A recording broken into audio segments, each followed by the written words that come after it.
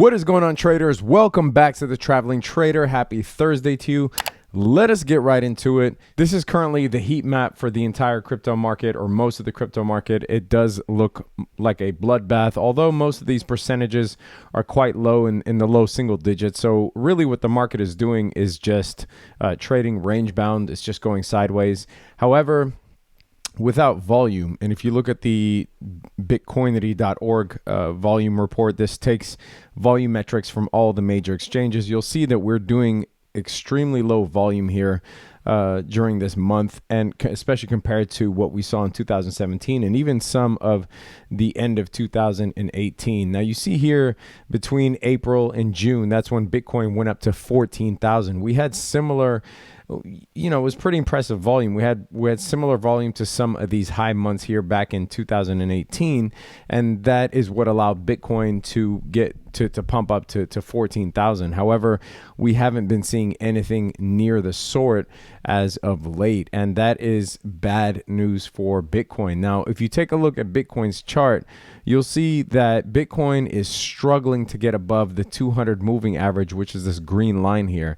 Now, if it's struggling to get over a 200 moving average going for almost 2 weeks now, that is a very bad sign. Bitcoin cannot do this if it wants to see another rally anytime soon, especially with low volatility. As I said before, for the last 2 months or so, low volume plus low volatility, you see this sideways trading range within this extremely tight gap here is basically a recipe for a big move. And if you don't have volume, it's a recipe for a big move downward, because any sell-off can spark a hysteria among bearish traders, right? So as soon as you start seeing a decent sized red candle, then it would just spark a sell-off. Because there is no volume, it's very easy to impact the market. Now, I know a lot of people say, oh, but this is a market that's manipulated. Well, sure, there's manipulation in every market, but guess what? Are you buying?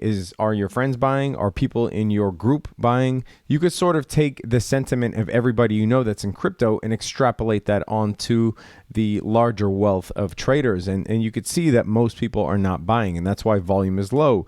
And so when volume is low, especially when volatility is low as well, then that is a recipe for disaster potentially, especially if you can't cross above something like the 200-day moving average. This cannot be a major barrier for Bitcoin, where it's trading right underneath it, not even able to cross it, right? So, in the short term, if we don't get the volume that we need, then we will continue to drop, in my opinion. Now, it's been kind of easy trading this tight range here because we've hit support of around 7,800 a bunch of times within the last couple of weeks. With something like leverage trading, it's very easy to long at support and sell up here at resistance, whether it's between 84 or 8,500, somewhere around there. It's been such an easy trade that you just keep exploiting over and over and over again, right? So, and if you want access to the trade alerts, link is in the description, but it's rather low risk. I mean, even if we drop back to support, a lot of inexperienced traders will be so hesitant to buy a level like that, especially with the low volume, thinking that we might crash.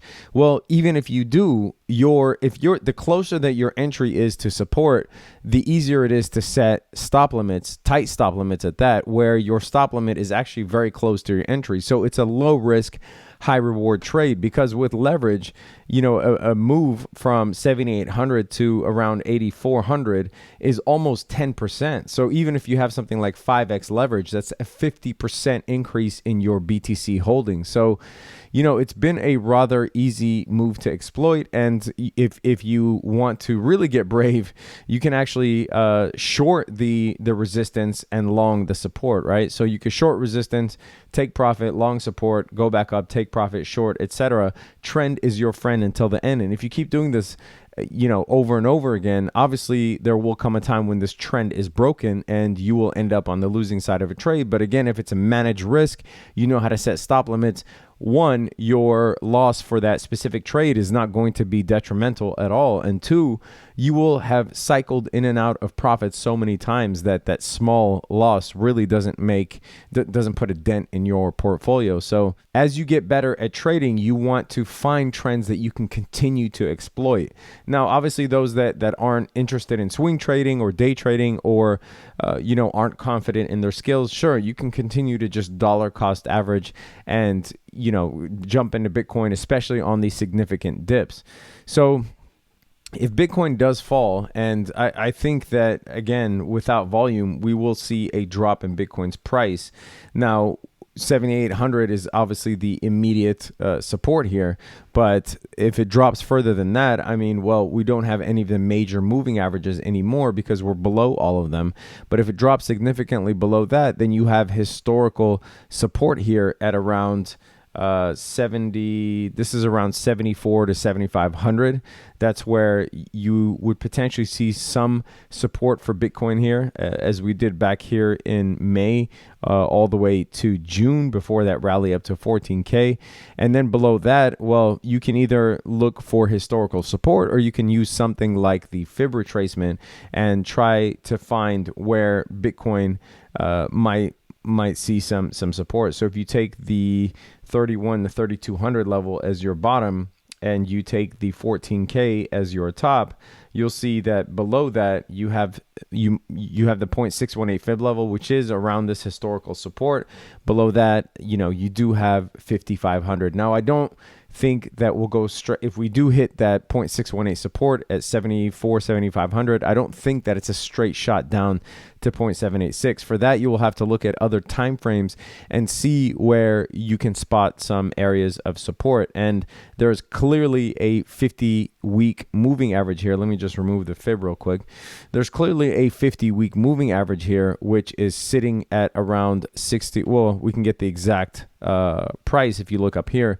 It's at 67.09 currently, right? So 6,700 is where the 50-week moving average is. And if we do break, for one, we will break this bullish pattern called a bull flag. But again, with no volume, the most plausible break is a break to the downside.